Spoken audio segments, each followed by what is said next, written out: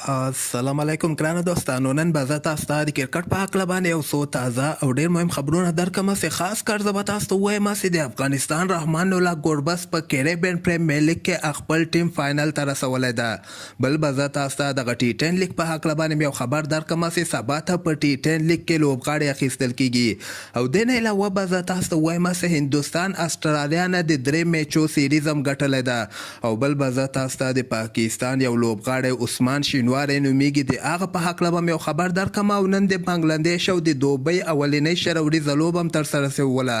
مهم معلومات در سره شریکوم. ویډیو تر اخره پورې وګورئ، په هر څه به تاسو پوه شئ.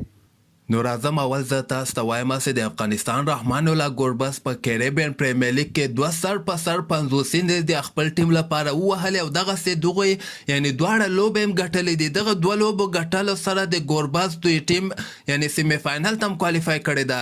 دغه تازه پوینټ ټیبل تاسو در سره وګورئ. دویم نمبر باندې چې کوم ټیم ده دغه د رحمان الله ګوربز دوی ټیم د 9 لوبو کې 4 لوبې ګټلې دي. یوه بله لوبه هم پاتې ده. که هغه لوبه هم دوی وګټي نو دغه باربډوس سره به دوی یعنی کوالیفایر لوبه به کوي چې هر یو ټیم هغه لوبه وګټي نو ډایرکټ به فاینل ته وځي او دغه بایللو والا ته یو بل چانس هم جوړیږي. یعنی د ګوربز په زړه پورې فارم په وجه باندې دوی 2 سر په سر لوبې وګټلې.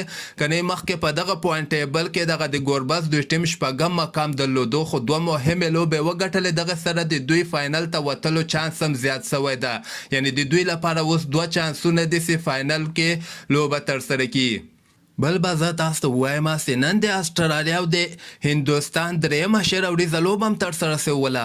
خو دغه لوبه ډېره زبردسته لوبه ترسره شوله. 6 ویکټو باندې هندوستان دغه لوبه ګټلې ده. استرالیا 180 رنزه ټارګټ دوی ته ورکړی. دوی استرالیا لپاره کریس گرین 52 رنزه کړي او ټیم ډیوډ سرور 50 مهم رنزونه کړي.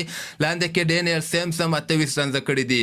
بالرانو کې اکثر په ټیر 3 لوبغاړي آوټ کړي دي، خو بیټسمنانو ته کمنګ راسو ویراټ کوهلی 63 رنزه کړي. سوریا کومار یادم هم 98 رنزه کړي او 25 رنزه بیا هارډیک پانډیا کړي دي. نو اخرنی اور کې هندوستان دغه لوبه استرالیا نه وګټله. دغه سره د 3 میچو سیریز هم هندوستان خپل نوم باندې کړ. 3 لوبو کې 2 لوبې هندوستان ګټلې او یوه لوبه بیا استرالیا وګټله. نو دغه سیریز هم هندوستان وګټل. بل به زه تاسو ته ووایم چې نن د دوبۍ او د بنګلادیش هم اولنۍ شروریزه لوبه ترسره شوله. چې په دغه لوبه کې بنګلادیش اول بیټینګ ترسره کړی و. 150 رنزه ټارګټ دوبۍ ته ورکړی.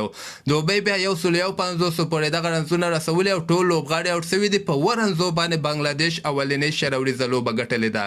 او بل به زه تاسو ته ووایم چې د پاکستان یو لوبغاړی فاست بالر د عثمان شینواری نومیږي. دغسې اوازه ګډه شوله چې عثمان شینواری په حق باندې رسېدلی، یعنې د باندې د زړه دوره راغلې ده.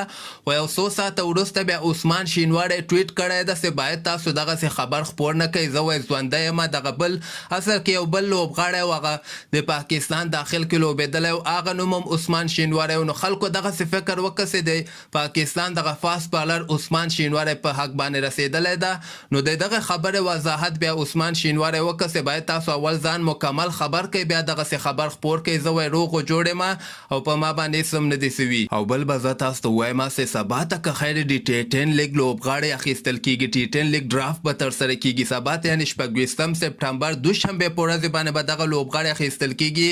دغه به که خیر د افغانستان په وخت باندې 6 بجې ماښام ټایم کې به د ټي 10 لیګ ډرافت ترسره شي. ګوره چې څومره افغان لوبغاړي اخیستل کېږي. اصل کې خو د افغانستان حضرت الله زازی، نجیب زدران، فضل حق فاروقي دا ښه لوبغاړي اول نه اخیستل سوي، خو د نورو لوبغاړو امکان هم شته ده چې په ټي 10 لیګ کې واخیستل سي. همدغسې تازه خبرو لپاره تاسو دغه چینل هم در سره سبسکرایب کولی سئ.